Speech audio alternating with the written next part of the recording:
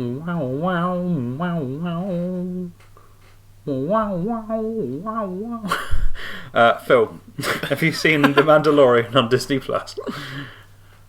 That was an interesting lead-in. Yes, I have, believe it or not. It's good, isn't it? It is. It was very good. Very, very interesting. So I think after last week when we kind of did a mix of, we didn't do any spoilers, but we did kind of a mix of recommend and review. Mm-hmm. I think this week we're going to do far more, like we do for our film reviews. This first half will be, would we recommend it / non-spoilers? Mm-hmm. And then we'll follow it up.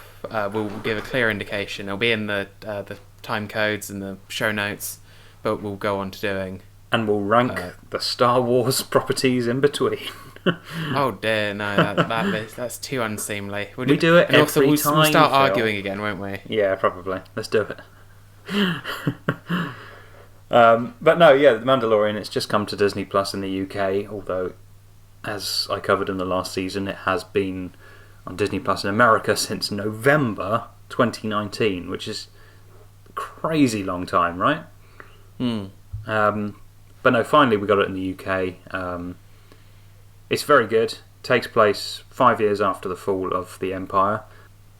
Basically, it follows the story of a Mandalorian bounty hunter whose name I haven't got in front of me. What, his actual name? His actual name.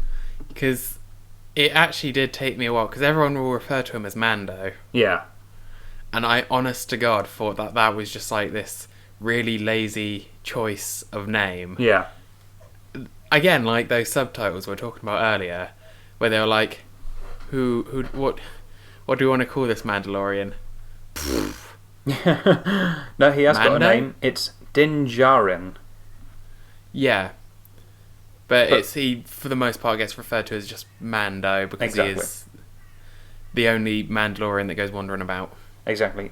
He's played by Pedro Pascal from Game of Thrones, Kingsman. He's always pretty consistently good. He was supposed to be in Wonder Woman 84 this year, but who knows when that's going to happen.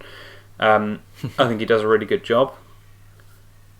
Apparently he wasn't in the costume the whole time while filming it, but I mean, the character itself, it's quite difficult to bring a lot of personality when you've basically just got this kind of faceless bounty hunter. But I think he does the best job he can with his body language and stuff. Plus the design of the Mandalorian helmet has always just been pretty damn cool. Yeah, no, it is one of those iconic designs, is going back to obviously the Boba and Jango Fett. Yeah. Although technically, supposedly the Fetts aren't actually Mandalorians. No, they cover that a bit in the Clone Wars TV series, but yeah, basically Jango acquires the armour elsewhere. But I don't know, I think Mandalorian's pretty vague, especially in this show, because they don't necessarily all come from the planet Mandalore. Well, it's supposedly more of a tribe than an actual species, isn't it? / religion. There's a line at one point Yeah. where Mando says, "Weapons are basically part of my religion." Yeah. I think it's quite a nice, especially having one of the main reasons I'm watching the Clone Wars is because A, obviously there's a new season coming out which everyone's raising at, and B, this gives a bit more context as to this show, and how Mandalorians have evolved from being a species to then just a tribe to then to being this guy in this show. But no, the whole cast I think was pretty brilliant in this. Yes. Yeah. No, I think the cast all does a very good job. It's some interesting supporting actors show up for it, don't they? Yes, definitely. I don't know if we should save that for spoilers or not, but the main core cast, Carl Weathers, you've got Werner Herzog, who's in the trailers and stuff, who's brilliant. You've got Nick Nolte, Taika Waititi, Gina Carano, I think does a fantastic job as a character called Cara Dune, in some particularly interesting scenarios. Carl Weathers. Carl Weathers, Which is an interesting one. Yeah. Just because obviously I know he's been in a lot of stuff, but whenever I see Carl Weathers, I think more of Arrested Development than anything else. I haven't seen much of Arrested Development. Is he good in that? So basically, in Arrested Development, so you know the main characters. Obviously, you know Tobias is Yeah. obviously wants to be an actor, Yeah. and he hires Carl Weathers to be his acting coach, but Carl Weathers just doesn't really seem that interested in it, and keeps on giving him really weird advice, and that's just all. And like he's just playing obviously a parody of himself. Yeah. But as a result, just whenever I see him, I'm just reminded of that. But no, yeah. I don't know, how do we do this non-spoilers? I presume we can include the child as a non-spoiler. I would be very surprised if nobody's seen it. Yeah, considering, and that's one of the things that annoy me about the fact that it did, Disney Plus didn't launch worldwide all at once. Yeah. Is that regardless, like Facebook, Twitter, everything was just inundated with the child memes, or to give him his colloquial name, Baby Yoda. Yeah. It's kind of interesting as I think, like, I'll say that I did not expect that to be the overarching story of a show like The Mandalorian when The Mandalorian was announced, but now I've seen it, it is really interesting. Yeah, very. Should we talk a bit about the sort of production value and stuff of the show before we go more specific? Yeah. Well, I think it looks... Well, I'll say that if you're a Star Wars fan, it looks like a Star Wars production. Yeah, I would say probably better than most Star Wars productions. We've got Greg Fraser as the cinematographer who did Rogue One. So I think it's got that kind of like gorgeous realism that the sort of sequel trilogy, where the sequel trilogy goes a bit more sort of saturated and lively. I think the sort of the worn out kind of look that it goes for, I think, is a much more interesting visual style. And talking about the VFX as well, I've got noted down here. Did you see? I mean, they're going to go into more detail about this in the Disney Gallery thing, but basically they used a new kind of technology which works like a green screen, but it's actually an on-set screen which surrounds the actors and the action and can trace where the camera is and change its perspective based on where you put it. That sounds pretty crazy. Yeah, it's phenomenal. It looks amazing because the very first shot of the show is Mando walking on sort of an ice world towards a bar. Yeah, that is completely done using this technology, so it's not a real set at all. Wow. Yeah, it's basically, how like back in the old days in 2001 A Space Odyssey and stuff, they used backwards projection where they would project an image onto a screen behind the action. It's kind of like that, except it's a real high LED screen behind them, and basically I think they use the Unreal Engine that they use in video games, so they can change stuff in the scene on set. Oh wow, that's interesting, because like the Unreal Engine specifically gets a lot of uses outside of gaming for exactly stuff like that. Like they use it to teach AI by creating a simulated environment, and then they are able to control the light. Right. Yeah. So they can teach an AI to pick up to recognize certain objects at any time of day. Yeah. Because they've got that complete control in that kind of simulated environment. This is game changing. I think they used it on the sci-fi film Oblivion, which is a pretty good looking sci-fi film as well. But yeah, in this, it's next level shit. It looks fantastic, and the fact that they can just sort of go in a scene and change it, and also like you then get a better sense of lighting, because where you use a green screen, you don't finalise what's on that screen until in the edit, and therefore you can't really do real lighting on set because you don't know exactly how it's going to look. That's why a lot of the Marvel films sometimes look a bit flat in the edit, because they've kind of lit it to be adaptable for the green screen environment, because they'll change a lot of things last minute. Like in Thor Ragnarok, in the initial trailer, Mjolnir gets destroyed in a New York City kind of location, and then in the final thing it's just like out in the countryside. Yes. They can just... So that's why in some way green screen has got its advantages because it's more adaptable and you can change it in post. Whereas this, I think, obviously you've got to storyboard it and perfect it first, but I think the visual look it produces is just like fantastic. And going back to obviously what we were debating earlier, it's very Star Wars to have them pioneering these kind of new camera techniques, filming techniques. Exactly, yeah, like Attack of the Clones does. But yeah. Well, I was going to say this is almost going back. This is almost coming full circle back to the kind of things they used to do with practical effects in the definitely original trilogy. I think it's actually, it's a pretty important part of Star Wars to make breakthroughs in technology. That's why Rogue One is probably my favourite Star Wars film, because I think like what they managed to do isn't looking back, it's looking forward. I know the story itself is looking back, but the way they make the film is looking forward and seeing how they can move on the industry, like the original Star Wars did.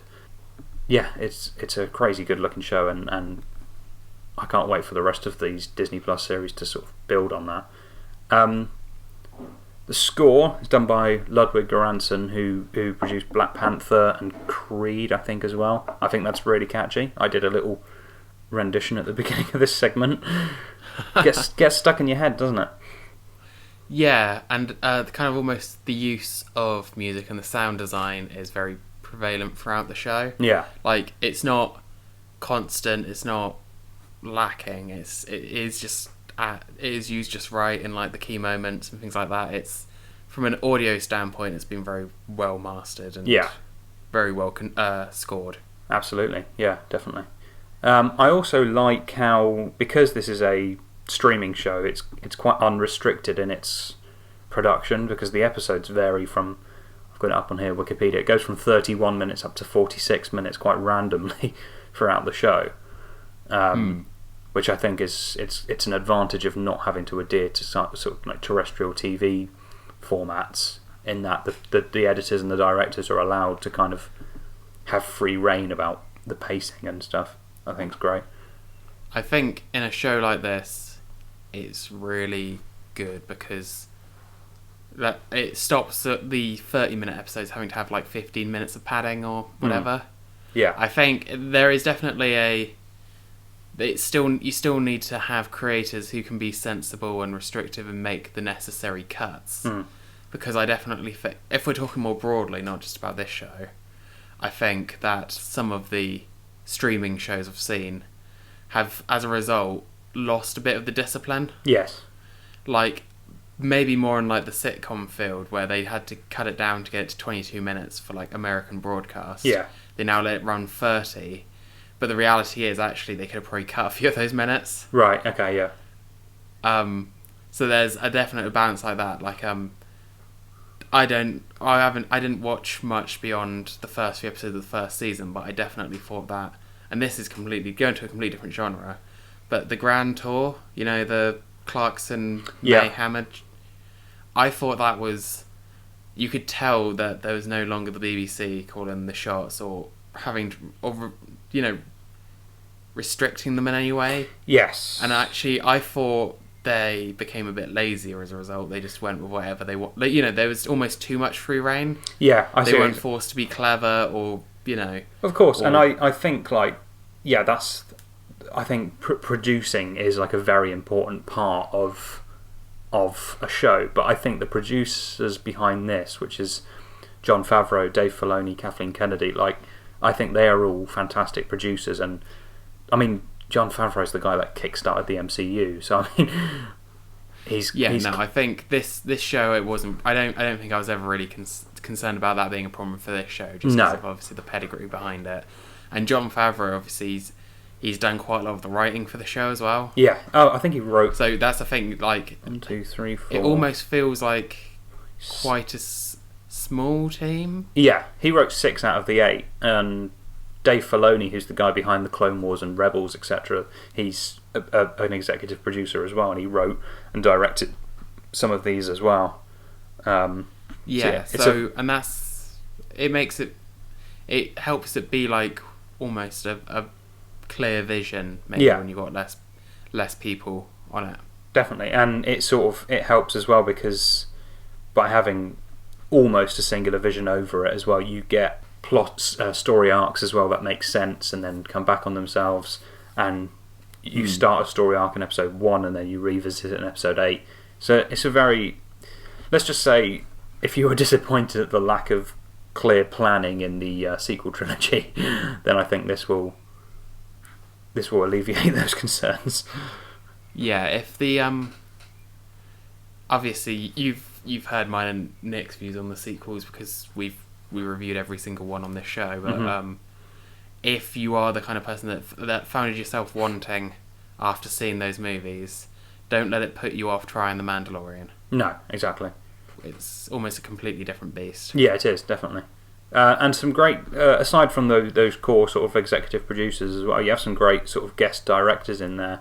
Deborah Chow, who's I think going to be leading or executive producing the Obi-Wan Kenobi series. She directed episode 3, The Sin, which I think was a highlight, and she also directed chapter 7, The Reckoning, which again I think two of the best episodes of the series. Yeah, no, I agree, and I was actually looking through this list of directors. I was surprised to see Bryce Dallas Howard down for one of them as well. Yeah, I think that was a good episode as well. Chapter 4, Sanctuary. Yeah. And that's the thing, is like every episode, whilst there is an overarching story, there is a good mix of just standalone good episodes. Yeah, and they have individuality as well, I think. Yeah.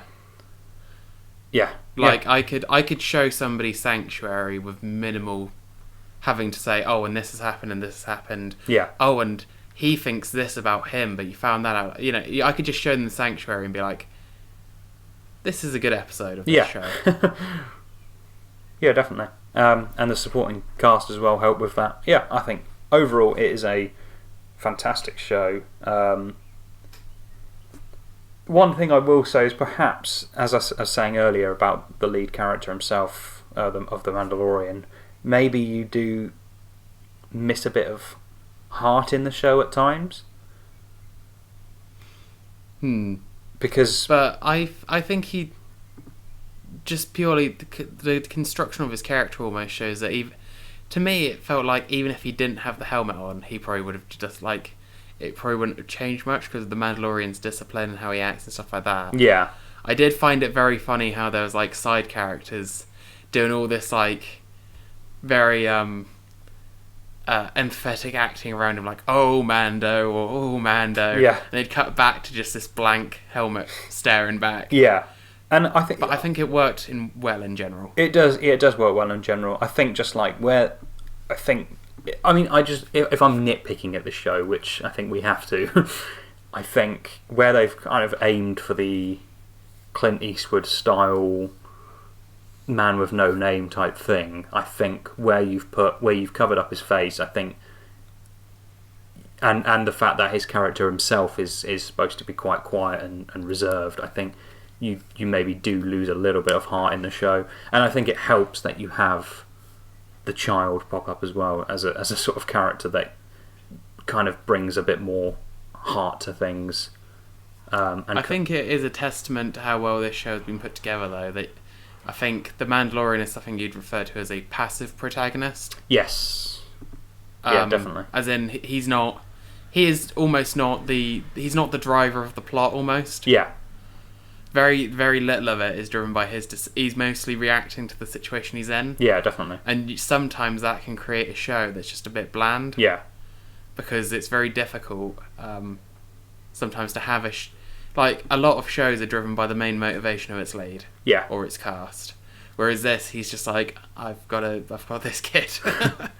If I was to just sort of compare and contrast, and I think where the sequel trilogy has its strength is we spend a good 20 minutes with Rey at the beginning of The Force Awakens, and I think you get a lot of her character and what she wants out of the world in a really solid introduction to that character.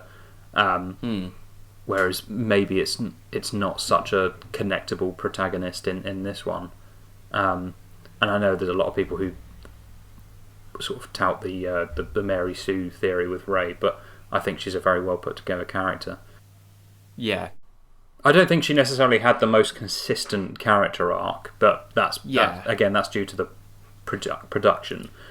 And there's a little bit of Star Wars almost suffers from a little bit of scope creep, like action shows in anime, and that every feat needs to be bigger than the last one. Yes. So as a result, when you get time to introduce a new Jedi for the sequel trilogy, she needs to be doing stuff that the others before her weren't. Yeah. But I don't necessarily agree with the Mary Sue thing, and I do think if you say that about Rey, you kind of have to say it about Luke destroying a space station. Yeah. When all he could do before was shoot like womp rats. And also, yeah, exactly. You look at the sort of evolution from. I know we're going a bit off topic again here, but you look at the evolution from Luke to Anakin from the original trilogy to the prequels.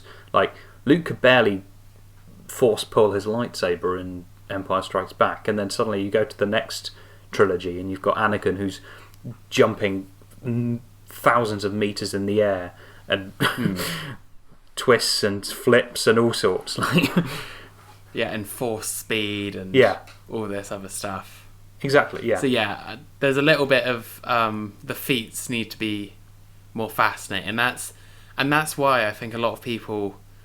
That's why The Force Awakens, I think, starts very strongly, getting people in with Kylo Ren stopping the gun bolt. Yeah, he just stops it in midair, and then that's like, oh, that's a new Force power. You know, in 10-15 years, the sequel trilogy is going to be viewed similar to how the prequels are viewed now. I think they would have gone up in people's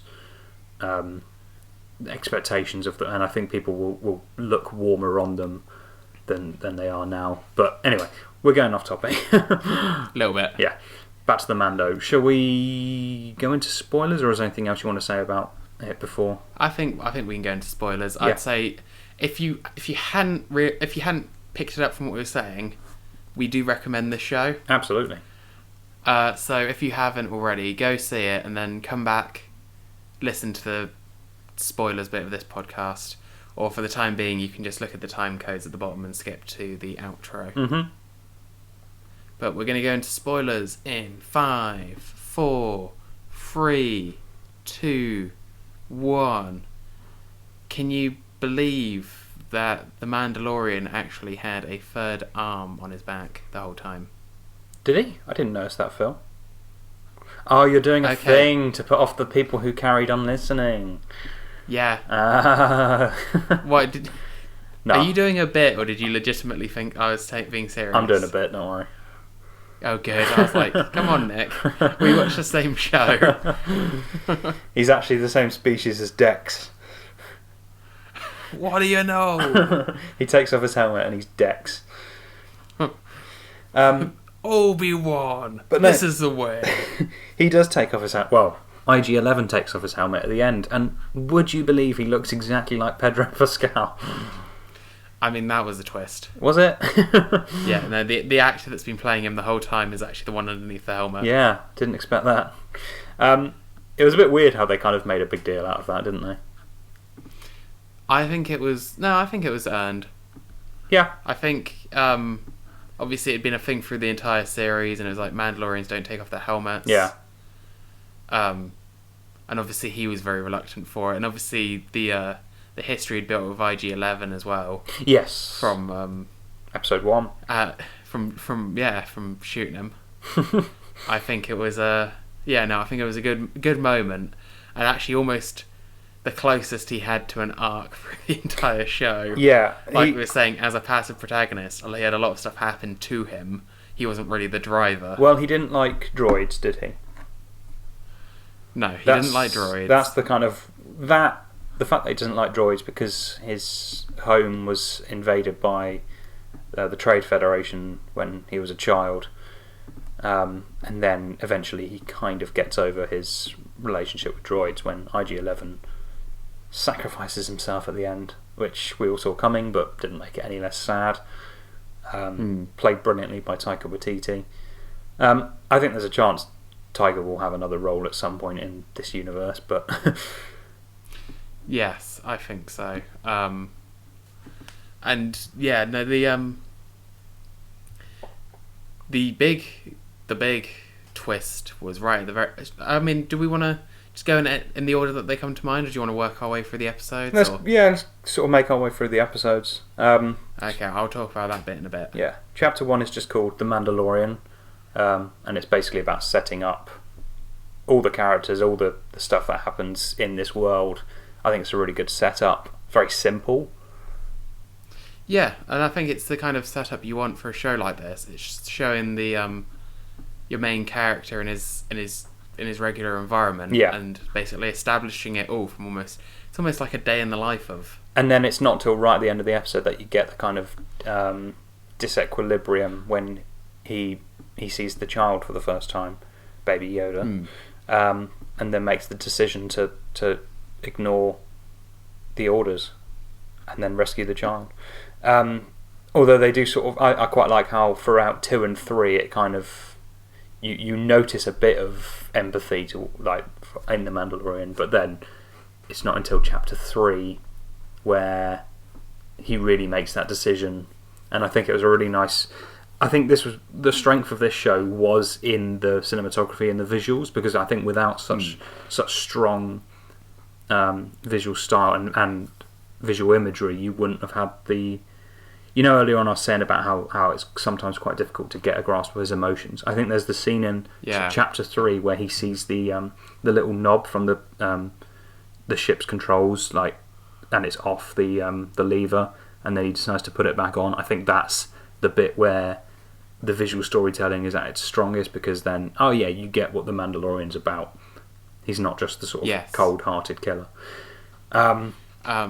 And also that sequence in chapter 3 when he goes through to get the child back. Brilliant.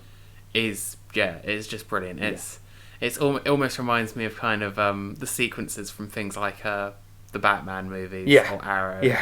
Yeah, definitely. And I think the show needed a bit of that. Is like the thing is, the show doesn't spend that much time telling you, oh, this Mando, he's really, really good. Oh my god, when you see him, oh my god, he's good. It just shows you. Yeah. And you're like, oh shit, this guy's cool. Yeah.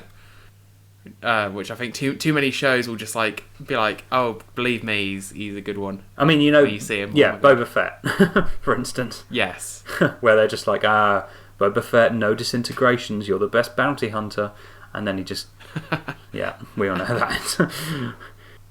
But no, yeah, it's brilliant. Chapter 2 we'll just briefly talk about. I think there's some great action sequences in that. It's a bit Indiana Jones-esque. Yeah, and also, like, whilst I enjoyed the episode, it did feel a little bit... It almost felt like the second episode was... I mean, it establishes more of the relationship between the child and the Mandalorian, so it's not. But it did... I was almost like, have they put a filler episode in as episode 2? Yeah. Because, obviously, it is most... Like... Whilst it builds that relationship, and obviously there is that key moment with the Mudhorn, and the using of the Force. Aside from that, the story ends up almost at the same position that it starts. Yeah, pretty much. But you do have some. I mean, it's a good filler, but it is basically just a filler, because you get the whole Sandcrawler action sequence.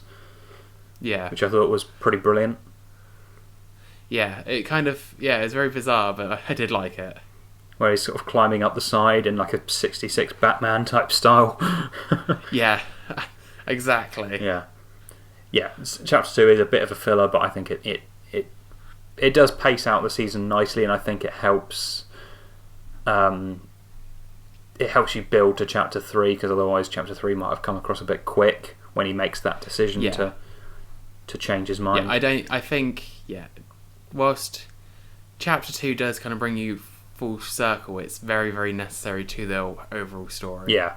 So I wouldn't call it filler. Like you say, if you'd had chapter 3 as episode 2, it would have seemed very quick for the Mandalorian, who was supposedly this cold-hearted bounty hunter, to then by the end of the second episode be like, nah, keeping the kid. Absolutely. And then end chapter 3 with a brilliant Mandalorian action sequence. And then... Oh, sorry, you go. I was going to say, and then... Well, you go, because I'm going to move on to chapter 4. Well, I was going to move on to chapter 4. Well, let's do it then. This one's called Sanctuary. Yes, and I liked this one. And this one, as we were talking about in the non-spoiler bit, is almost like a self-contained little episode. Obviously, it moves everything forward. But what I kind of liked the most about it is how small its scale was, yet how important it still felt. Like, you're used to like grand armies of the Republic or the Empire or the Rebellion. Yeah. And this was a village that's being terrorised by one ATST. Yeah. But the thing is, it still felt like a threat. Yeah, definitely. Because when it comes out, and again, that goes to your point about the cinematography, I think. Yeah, definitely. Yeah, because you see it from the villagers' point of view, and the villagers are only a sort of small number of people, therefore you don't need a big threat, because it would look ridiculous if an AT-AT was troubling that village, because that would just be over in an instant. This seems like, they probably got hold of an ATST, and that would be enough to like screw over like most places. Definitely. That'd be like somebody rolling up to a village in a tank. Yeah. Like, one tank in a war is maybe not as much. Yeah. But you could definitely blow up a good deal of a village, like a sleepy little British village. You know what's fun? This is an almost... I think it's a brilliant standalone episode, but it's almost an identical story to an episode of the Clone Wars where Anakin and Obi-Wan help a village defend themselves from pirates. But it's and I think in that episode as well, you also see an identical ship to the Razor Crest, which is quite interesting. Huh. Yeah, some fun facts about that episode. And directed by Bryce Dallas Howard, who I think does a pretty good job at introducing Cara Dune, who reappears later in the series, but she's pretty great. Yeah, and again, this is when I say like the characters who like emote a lot. Yes. at the Mandalorian, who's just like staring back. Yeah. You can't tell what his eyes are doing. Yeah. Yeah. Chapter 5, The Gunslinger. I actually thought this might have been the weak link in the series. Thing is, I mean, all the episodes are good, I'll say it that way. So calling something the weak link is still pretty damn good. Yeah, definitely. I thought it was quite interesting the different guest stars on this one. Yeah. Because you've got Amy Sedaris. Yes. As the mechanic. Yeah. Which I haven't seen her in like a live action role in a while, mostly because she's in BoJack Horseman. Oh, okay. And she's got a very distinctive voice. Yeah. I was like, oh my god, yeah. And also, isn't it this the one that Ming-Na Wen is in? Who's that? So she was on Agents of S.H.I.E.L.D. She also was the voice of Mulan, I think, originally. Oh, okay. Let me just look at the list. Yeah, Ming-Na Wen she's the one that they're trying to hunt down. Is that Fennec? Yeah. Ah, okay. Yeah, gotcha. Wasn't Toro the worst character of the series? It was Toro, like the newbie. He was the wannabe Han Solo who's got his feet on the same table in that Mos Eisley booth. Oh, yes. Yeah, that's the thing. The Gunslinger felt almost a bit too much like, look, it's Mos Eisley, look, it's Star Wars. Yeah. Get it? Look at all this stuff that you know. Yeah. Which was kind of strange compared to... Like, the rest of the series had done a bit of that. Yeah. But this, you go to, like, the Mos Eisley Cantina, it is literally like a little tour of places you know. Also, I think it's part of the context as well. I watched this when it came out in December, before The Rise of Skywalker, and I think it might have hindered my... This is spoilers for all of Star Wars, by the way, heads up. But you know how The Rise of Skywalker ends on the shot on Tatooine? Yeah. It was kind of weird for me, like, because that's supposed to be the first time you see Tatooine since Return of the Jedi, but for me, I'd seen it 2 weeks prior in this episode of The Mandalorian. To be honest, that scene in Rise of Skywalker is weird for a host of reasons. Again, I think Star Wars kind of needs... What we were talking about, how important the role of a producer was earlier. I think Star Wars might need an overall producer. Well, like a Kevin Feige type. Yeah, I mean, in some ways you lose a bit of individuality, but in other ways it kind of, if you're trying to build a universe, and therefore maybe keep tabs on what you're doing where. Yeah, and also the problem is when, as much as it's kind of a nice callback in some regards, the problem is that then, and again, this is the same trouble that's caused by the big reveal in The Rise of Skywalker about Rey's lineage, is it does end up making your universe feel tiny. Yes. Like, oh, he's ended up on Tatooine, but everyone does eventually. Yeah. There's only like 6 planets. Hey. Oh, Rey's a Palpatine, of course she is. There's like 3 families in the whole of Star Wars. Yeah. You're either a Skywalker or a Palpatine or a Kenobi, basically. Yeah. So here's a question. Do you think the Gunslinger would have been better if it wasn't set on Tatooine? Yes. Yeah, I agree. I think that maybe not specific. If it wasn't Mos Eisley specifically either. Yes. I mean, that would potentially have made it more interesting if it... Yes, it's Tatooine, but it's the other side of Tatooine, and their culture is different and their approach is different, but it looks eerily familiar. Yeah. Also, Toro Calican in the Han Solo booth was. I mean, I guess that's probably they did it for a reason to kind of rile you up about this character, but fucking hell, he was annoying. Yeah, no, I don't think he was a character we were meant to like. No. And that works well. But. You know what? It sets up a couple of things. There's a mysterious figure at the end. Who's that? Maybe Boba Fett. Who knows? Well, it's Tatooine, isn't it? Yeah. Could be. Yeah, that could just be this. Possibly it's just an episode that's sowing seeds for second season. Yeah, this episode was directed by Dave Filoni, who likes Boba Fett as a character because he gets a lot of screen time in the Clone Wars. So I don't think that's a ridiculous possibility. Yeah, it was fine. It was. I think it was, for me, it's probably the weak episode of the season. But again, we're saying that all the episodes were pretty damn good. Yeah. And I would say that the following episode is probably the best of the season. Really? I mean, I think it was a really strong episode. I'm not sure if I prefer maybe the season finale. Just because what it does for the whole arc as a whole. Yeah, I think. But this is definitely, I think, the best standalone. Definitely the best standalone, because I think it kind of goes for a style and it sticks to it, and the whole, and it's a very simple style. It's just this episode is the Mandalorian trapped with other bounty hunters. This is somebody just went, what if we did a heist episode? Yeah. Or a more prison break episode? Yeah. And then that's just what the episode is, and it does it really well. And it's smart. I like the very simple storytelling of this one. It's just they double cross him. You introduce a tracking beacon, and then he uses the tracking beacon to basically defeat the baddies, which I think is just great. Yeah, and this again tells you a lot about the moral compass of the Mandalorian. Yes. Like, you get a lot about his character. Like, at this point in the series, you're suspecting certain things, but it doesn't stop when the show tries to, like, make you think something's happened or something else has happened. You're still like, oh, did he do it? Did he shoot him? And stuff like that. And then it shows that, of course, he didn't. Yeah. He put them in cells, and he did this and he did that. Yeah.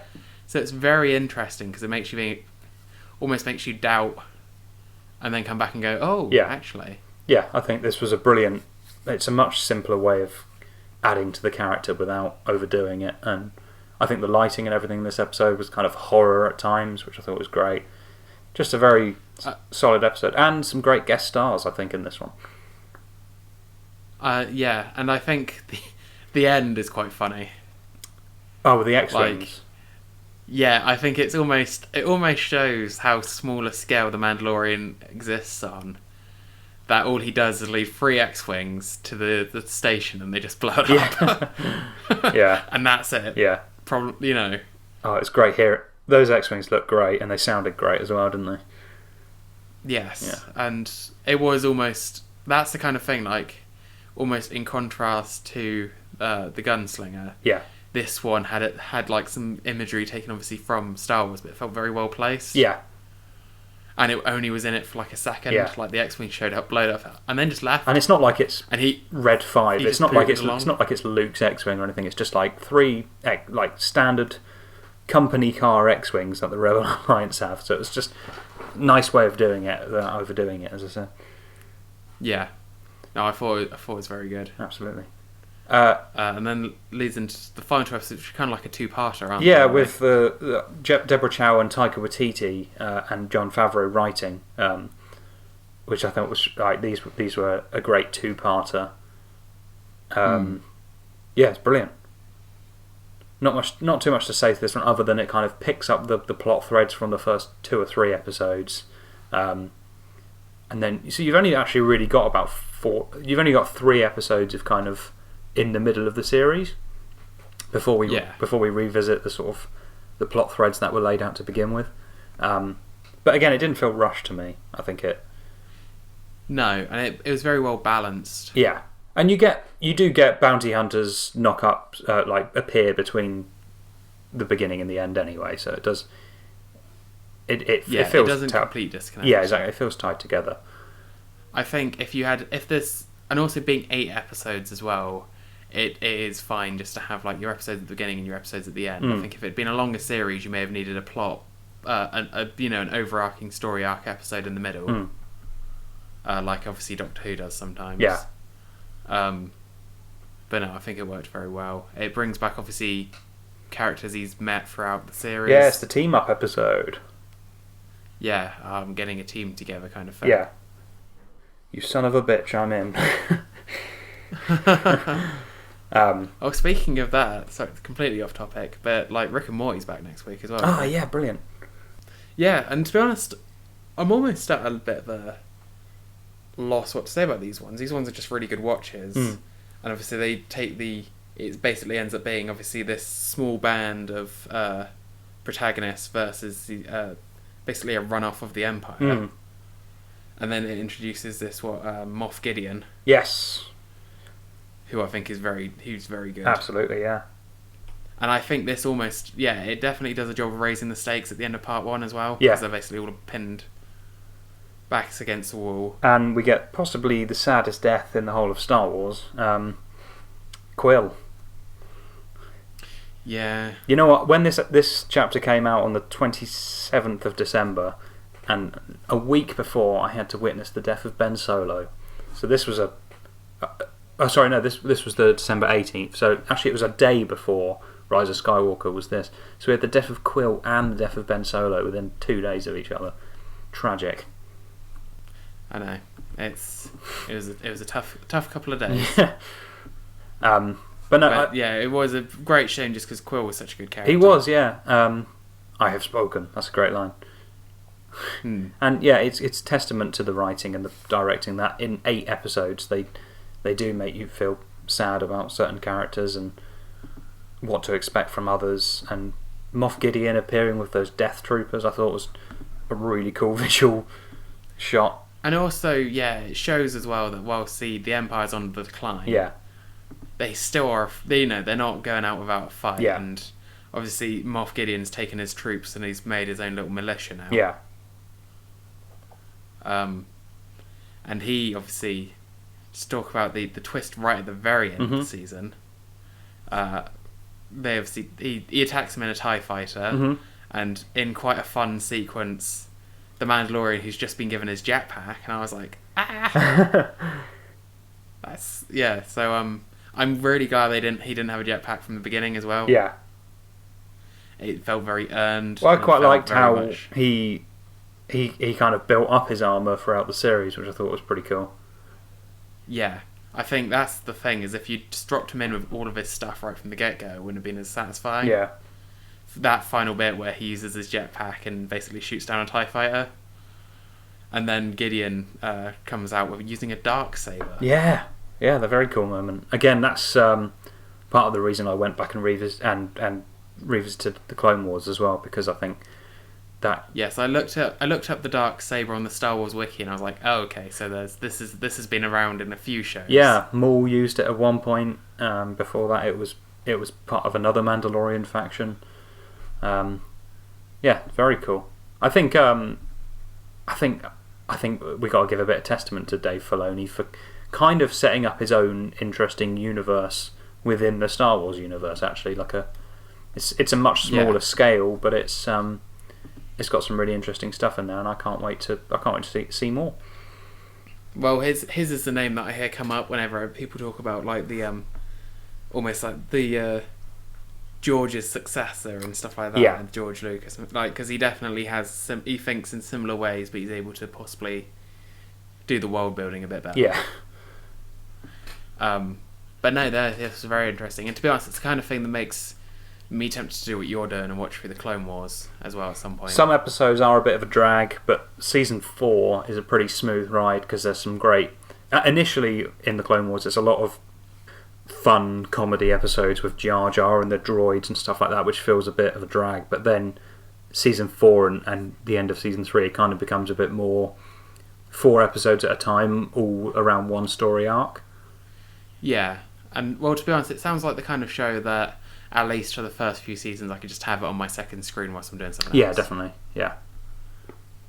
Cool. So, go watch The Mandalorian. And it's a good... I have spoken. You did it! Yay! But no, I think it's a good indication that Star Wars, at least the TV and the Disney Plus side of things, is in pretty good hands. Yes. Can't wait to see more. I would be interested in seeing more of the Star Wars shows in the future. Absolutely.